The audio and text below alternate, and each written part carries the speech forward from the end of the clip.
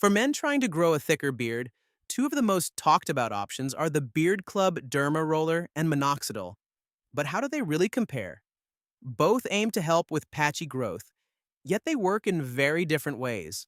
The Beard Club Derma Roller uses 540 tiny titanium needles at around 0.25 to zero point 0.3 millimeters length to gently puncture the skin.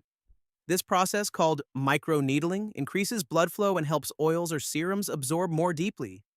Some users report softer beards, less irritation, and even small new hairs after steady use, although results are mixed and not guaranteed. It is safe for home use when properly cleaned and does not involve chemicals, making it a natural choice for many. Minoxidil, on the other hand, is an FDA-approved topical treatment, first made for scalp hair loss, but often used off-label for beard growth. It works by widening blood vessels and boosting follicle activity. Many men see faster and more noticeable results with minoxidil, but it must be used daily and can cause side effects such as dryness, irritation, or unwanted hair in other areas. Minoxidil is clinically backed for hair regrowth, while derma rollers rely more on personal experiences and smaller studies.